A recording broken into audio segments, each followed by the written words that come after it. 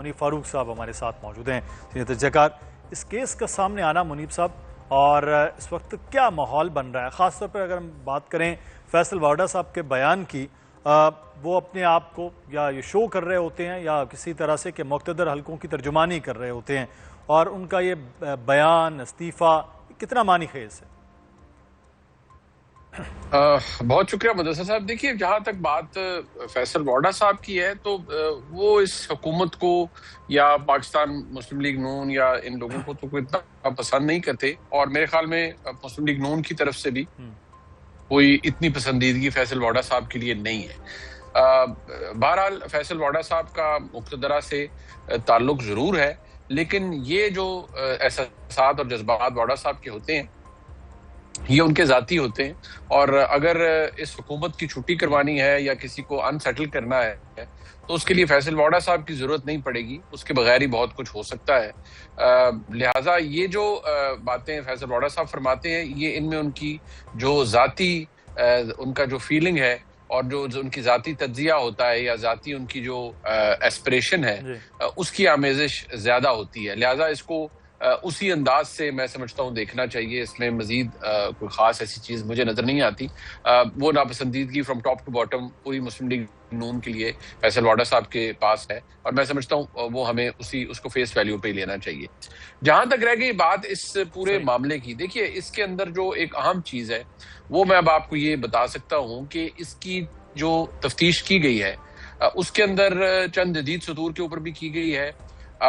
یہ جو کیس ہے اس کے حوالے سے کوئی پولیٹیکل پریشر اس وقت تک کوئی ایگزسٹ نہیں کرتا، یہ میں آپ کو بڑے بالکل اعتماد سے کہہ سکتا ہوں، اور پولیس نے اس کی انویسٹیگیشن بڑی انڈیپینڈنٹ طریقے سے کی ہے۔ یہاں تک کہ جو 164 کا بیان ہے خاتون کا، ان دونوں خواتین کا، اس کے اندر بھی جو اسپین کا سفارت خانہ ہے اس کا جو لوکل یہاں پر لاہور میں جو کاؤنسلر ہوتا ہے یا جو بھی خاتون تھیں یا جو بھی مرد تھے، ان کی پریزنس کو یقینی بنایا گیا ہے بیفور دی میجسٹریٹ۔ 164 کے بیان کے اندر پولیس آتھورائز نہیں ہوتی قانونی طور پر میجسٹریٹ کے سامنے وکٹم کے ساتھ یا جو اس کے ساتھ کھڑے ہونے کے لیے، تو اس کو وہاں پر یقینی بنایا گیا کہ ان کی پریزنس ہو تاکہ خاتون انڈیپینڈنٹلی جو دونوں خواتین ہیں وہ اپنا بیان ریکارڈ کریں، اور آپ نے دیکھا ہوگا کافی لمبا لانگ ونڈڈ بیان ہے جو انہوں نے پورا اس کے اندر دیا ہے۔ اب اس کے اندر جو ایک اور بات بھی ہے کہ جو کرائم سین ہے اس کو بھی پریزرو کیا گیا ہے۔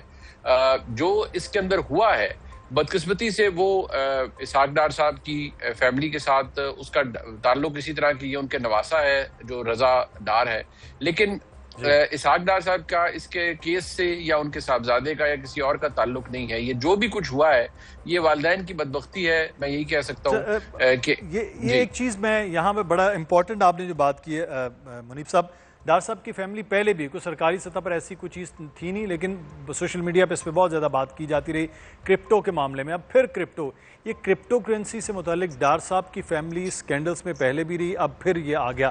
یہ ڈار صاحب کے لیے، ان کی سیاست کے لیے اور نون لیگ کی سیاست کے لیے آپ سمجھتے ہیں کہ کتنا نقصان دہ؟ دیکھیے دو تین چیزیں ہیں۔ ایک تو یہ کہ ہمیں دو چیزوں کو الگ الگ کانٹیکسٹ میں دیکھنا پڑے گا۔ ان خواتین کی ڈار صاحب کے نواسے کے ساتھ جو فائنینشیل ڈیلنگ ہے وہ ایک سیپریٹ ایشو ہے، اس کے بارے میں ہم اس وقت اس پوزیشن میں نہیں ہیں کہ ہم یہ کہہ سکیں کہ وہ خواتین نے ان کے ساتھ کوئی مالی بدیانتی کی ہے یا ڈار صاحب کے نواسے نے کی۔ بالکل، ایک تو فیکٹر یہ ہے، ہمیں اس کے بارے میں اس وقت نہیں پتا بیکاز وہ انڈر انویسٹیگیشن نہیں ہے۔ دوسری بات یہ ہے کہ جو دیگر معاملات کے حوالے سے خبریں یا کوئی اسحاق ڈار صاحب کی فیملی یا ان کے صاحبزادے یا کسی حوالے سے بھی کوئی بات کرتا ہے تو دیکھیے باتیں تو بہت سی ہوتی ہیں، لیکن معاملہ آگے چلتا ہے ایویڈنس سے، شواہد سے۔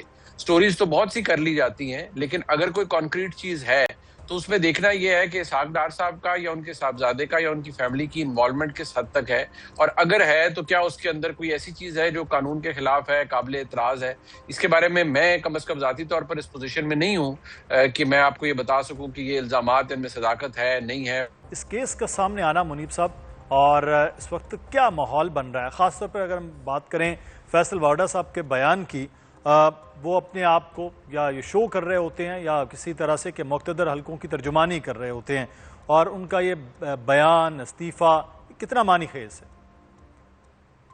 बहुत शुक्रिया मुदस्सर साहब। देखिए, जहाँ तक बात फैसल वाडा साहब की है तो वो इस हुकूमत को या पाकिस्तान मुस्लिम लीग नून या इन लोगों को तो कोई इतना पसंद नहीं करते, और मेरे ख्याल में मुस्लिम लीग नून की तरफ से भी कोई इतनी पसंदीदगी फैसल वाडा साहब के लिए नहीं है। बहरहाल फैसल वाडा साहब का मुक़्तदरा से ताल्लुक ज़रूर है, लेकिन ये जो एहसासात और जज्बात वाडा साहब के होते हैं, ये उनके ज़ाती होते हैं। और अगर इस हुकूमत की छुट्टी करवानी है या किसी को अनसेटल करना है तो उसके लिए फैसल वाडा साहब की ज़रूरत नहीं पड़ेगी, उसके बगैर ही बहुत कुछ हो सकता है। लिहाजा ये जो बातें फैसल वाडा साहब फरमाते हैं, ये इनमें उनकी जो ज़ाती उनका जो फीलिंग है और जो उनकी ज़ाती तज्ज़िया होता है या ज़ाती उनकी जो एस्पिरेशन है, उसकी आमेज़िश ज़्यादा होती है। लिहाजा इसको उसी अंदाज से मैं समझता हूँ देखना चाहिए। इसमें मजीद कोई ख़ास ऐसी चीज़ मुझे नज़र नहीं आती। वो नापसंदीदगी फ्रॉम टॉप टू बॉटम पूरी मुस्लिम लीग नून के लिए फैसल वाडा साहब के पास है, और मैं समझता हूँ वो हमें उसको फेस वैल्यू पे लेना चाहिए। जहाँ तक रह गई बात इस पूरे मामले की, देखिए इसके अंदर जो एक अहम चीज़ है वो मैं अब आपको ये बता सकता हूँ कि इसकी जो तफ्तीश की गई है उसके अंदर चंद जदीद सतूर के ऊपर भी की गई है। ये जो केस है, इसके हवाले से कोई पॉलिटिकल प्रेशर इस वक्त तक कोई एग्जिस्ट नहीं करता। ये मैं आपको बड़े बिल्कुल एतमाद से कह सकता हूँ। और पुलिस ने इसकी इन्वेस्टिगेशन बड़ी इंडिपेंडेंट तरीके से की है। यहाँ तक कि जो 164 का बयान है खातून का, दोनों खवातीन का, उसके अंदर भी जो स्पेन का सफारत खाना है, उसका जो लोकल यहाँ पर लाहौर में जो काउंसलर होता है, या जो भी खातून थी या जो भी मर्द थे, उनकी प्रेजेंस को यकीनी बनाया गया है बिफोर द मैजिस्ट्रेट। 164 के बयान के अंदर पुलिस ऑथराइज नहीं होती कानूनी तौर पर मैजिस्ट्रेट के सामने विक्टिम के साथ या जो फिर उसके साथ खड़े होने के लिए, तो उसको वहां पर यकीनी बनाया गया है कि उनकी प्रेजेंस हो, ताकि खातून इंडिपेंडेंटली जो दोनों खवातीन है वो अपना बयान रिकॉर्ड करें। और आपने देखा होगा काफी लंबा लॉन्ग विंडेड बयान है जो उन्होंने पूरा इसके अंदर दिया है। अब इसके अंदर जो एक और बात भी है कि जो क्राइम सीन है उसको भी प्रिजर्व किया गया है। जो इसके अंदर हुआ है, बदकिस्मती से वो इसहाक डार साहब की फैमिली के साथ उसका ताल्लुक इसी तरह की, ये उनके नवासा है जो रजा डार है, लेकिन इसहाक डार साहब का इसके केस से या उनके साहबजादे का या किसी और का ताल्लुक नहीं है। ये जो भी कुछ हुआ है ये वालिदैन की बदबख्ती है, मैं यही कह सकता हूँ कि ये एक चीज़ मैं यहाँ पे बड़ा इंपॉर्टेंट आपने जो बात की है मुनीब साहब, डार साहब की फैमिली पहले भी कोई सरकारी सतह पर ऐसी कोई चीज़ थी नहीं, लेकिन सोशल मीडिया पे इस पर बहुत ज़्यादा बात की जाती रही क्रिप्टो के मामले में। अब फिर क्रिप्टो, ये क्रिप्टो करेंसी से मुतालिक डार साहब की फैमिली स्कैंडल्स में पहले भी रही, अब फिर ये आ गया। ये डार साहब के लिए, उनकी सियासत के लिए और नून लीग की सियासत के लिए आप समझते हैं कि कितना नुकसानदेह? देखिए, दो तीन चीज़ें हैं। एक तो ये कि हमें दो चीज़ों को अलग अलग कॉन्टेक्स्ट में देखना पड़ेगा।